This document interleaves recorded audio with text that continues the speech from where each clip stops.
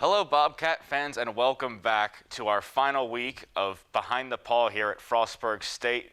This week we're wrapping up with cross country, and I'm here with cross country and track and field head coach Shane Brookshire. Coach, how are you this morning? Doing well. About yourself? I'm doing quite well. So as we get into your career and starting out, how did you know that cross country, track and field, running would be your sport that you were going to get into from a high school career and then into college as well?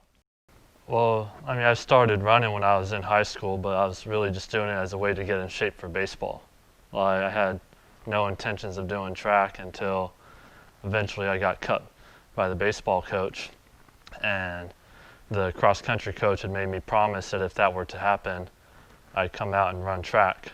And so I went out my junior year and I ran a 4:38 for the mile that year, and was fourth in the league. And so I figured might as well continue that. And then after that, that led to a walk-on running position at Cal State Stanislaus. And so from there, it just kind of blossomed throughout college. And so while you were at Stanislaus, is that when you decided that you wanted to be a coach as your career, or was it a little bit after that, a little bit before that? It was while I was at Stanislaus because I was majoring in PE, and from there,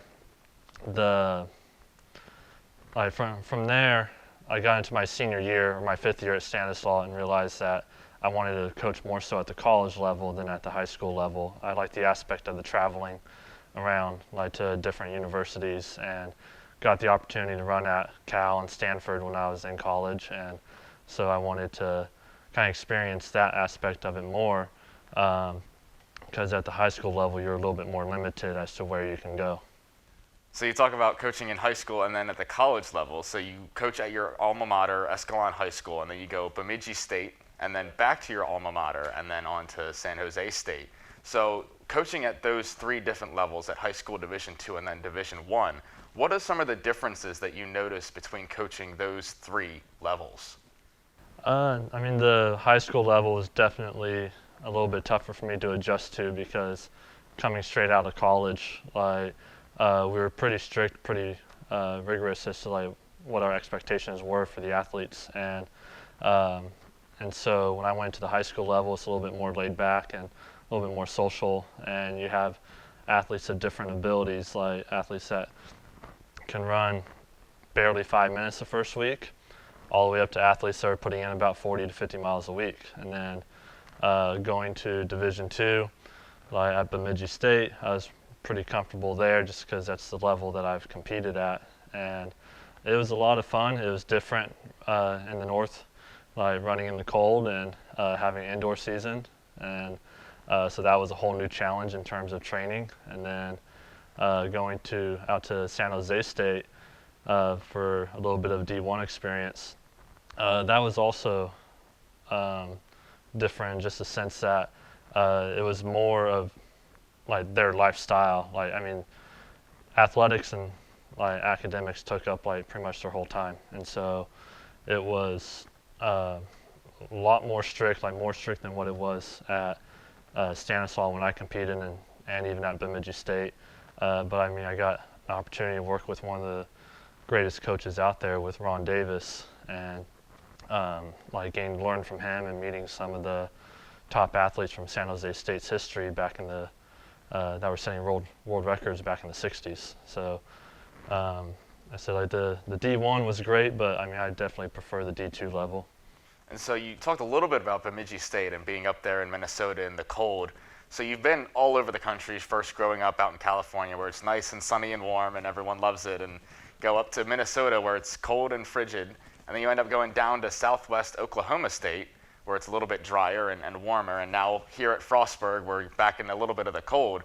Do you differ in your coaching styles of having to coach different athletes in different climates at all? I think the coaching in Bemidji definitely gave me a clear perspective as to what we can be doing when we're outside, and how to dress appropriately, and so that actually prepared me more for Oklahoma and for out here at Frostburg, because when you're going on runs when it's 20 degrees below zero, you gotta learn how to layer up properly, and nowhere's been that cold. that I've been to. But that was the biggest adjustment, was trying to figure out how to train in that kind of weather and train on an indoor track quite often. And then so like going down to Oklahoma, I mean, the biggest factor out there was the wind and the lightning storms and stuff. And so you had to be careful whenever you send your runners off on an easy run and make sure that there's no storms coming in, because at any moment you can get a lightning strike. And so then you have to drive out in your truck with 3 other athletes and pick up the rest of the team, like I did one time. So I said there's, every little place has its own different adjustments and stuff, and I'd say like Frostburg here is a good combination of both Oklahoma and Minnesota, like in terms of the weather, like changes constantly out here. So that's what it was in Oklahoma, and you had to be prepared no matter what. And then you get a little bit more of the snow, and so like I said, like Minnesota's pretty cold, but I'm glad that Frostburg's not that cold. I think we all are. And so you talk a little bit about your time down at Southwest Oklahoma State, and that was your actual first head coaching role. The other positions had all been assistant coaches. So what was it like becoming a head coach for the first time, where the program is all on you? I mean, it was exciting. I had set a career goal for myself to be a head coach by the time I turned 30, and I was named the interim head coach at SWOSU by shortly before I turned 27, and so to accomplish that was great. It was definitely challenging coming in with only 3 athletes on the women's side, and like we had a women's only program there, but it was definitely a whole new challenge to start off like fresh out of graduate school, and it was exciting. It was like I got the opportunity to build that program up and have some success there before I moved on to here. So you talk about building a program, and actually when you were there in the middle of your tenure, they decided to bring in a track and field program in addition to the women's only cross country. So what was it like to build an entire program, not just figuratively, but literally starting a program there? Well, I mean, that was a 3-year process ever since I became the head coach there. It was just constant budget proposals to say, like, this is what I can do with track and field, like, if you give me that opportunity. And so I put together multiple proposals, and then finally told them, I was like, look, I'll do it with no increase in the budget. Like, I'll show you that athletes want to come here. And as soon as we added it, I was able to bring in quite a few athletes. I mean, the first year was tough because I was the only coach. I didn't have any graduate assistants the first year, so I was coaching sprints, hurdles, jumps, and distance. The second year, I got a GA, and he was working with sprints and jumps and hurdles, and then I was working on the throws and distance and high jump still. And then the third year, we added pole vault in, and so that just made it a little bit more complicated, but had some success there. And so it was a unique experience to be able to say that I got to build that program, got to start that program for all the athletes that were there. I mean, they also got to say that they started a D2 program, and that was one of my main recruiting pitches, was that they get to do something that not a whole lot of athletes get the opportunity to do. And so you talked about coaching some of those different events, and you got your certifications in throwing and hurdles, sprints, and then distance. So how important is it, do you think, for coaches and anyone really in track and field to be able to have those certifications and have the knowledge to coach those athletes? Well, especially in track and field, as a coach, like, you're more than likely at a small school, you're not going to be focused on just your main event group. And that's why I explained to my GA, like when I first hired him at SWOSU, was that he's got to work with the jumpers and hurdlers too, because job opportunities that open up, like, they're looking for somebody who's more versatile. And so when you're starting a program and you're the only coach there, I mean, you got to learn. And I brought in a really good thrower, and wanted to make sure I provided her the best training possible. So I went out and got my throw certification along with my strength training one, like, at that time. And I think it's important for the head coach, especially, to be able to work with every event group at some point, because now I understand when my assistants need something specifically for their event areas, I can understand why they need that and have a better idea as to, like, where we need to go as a program and, like, what we need to be putting our budget towards. So after your time at SWOSU, you ended up coming here to Frostburg. What was your decision to come up into Maryland and in the Northeast for the first time, and then what that call was like with Troy Dell when you found out that you got the position? I mean, the main reason why I wanted to come out here was to have my own track. I didn't have a track at SWOSU. We used a high school one. So I had to load up my truck every day with equipment to drive out to the high school.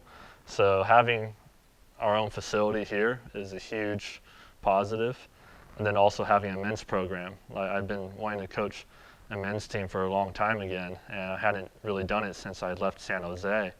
And so to have both a men's and women's program, just kind of the whole complete thing, was great. And then to have multiple assistant coaches too, because to have an assistant coach for every event area, now I can, like, for the first time this year, I'm focusing solely on distance. I mean, that's the first time since 2016 that I've been working with just one group. And I've got assistant coaches now that can handle their event areas, and I think that's what's going to make us a successful program. But to really just kind of take off a lot of the stress on myself, like, that was a big factor into moving out here. And then when I came out here for my interview, I mean, it was the location of it. Like, this is, to me, this is a mecca for distance runners, because you got cool weather pretty much all year, and you got trails and state parks all around. So I felt like this would be like one of the top places for distance runners to come to if they learn about it, if they just visit campus and see it. Yeah, but it's with the phone call for the job, I mean, it was exciting to hear the offer and stuff. Like, and I was told, I mean, I got the call on August 5th, and I was given like 2 weeks to get here, and that was going to be like the first day of practice on August 19th. I knew, so I told them, I was like, no, I'll be there next week and stuff. And so I got everything prepped, loaded up my truck that weekend, and drove here in one day. Gotten a lot of used to loading up your truck over the years. Well, it's put on some miles now and stuff, but it still goes. Still gets me from point A to point B. And so coming in your first year, and a lot of the roster was kind of inherited from the previous regime. And so this year, with things being a little bit halted for you, how are you planning to grow the program and put your own stamp on it in the next coming years? I mean, the main thing is just like filling out the assistant coach position so that we can work on developing each event area we want to bring in, and strengthen every event area. Like, I don't want to be a program that's only known for one thing.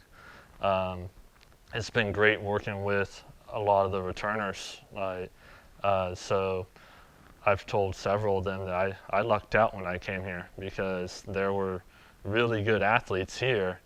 They just needed a little bit of polishing, really, like, and stuff, in order to get them to the next level. And I mean, but they're the ones that are putting in all the work and stuff. Like, myself and my assistants, like, we just draw up the training plans and hope that like the work that they put in, that they commit themselves to, is going to take them to that next level.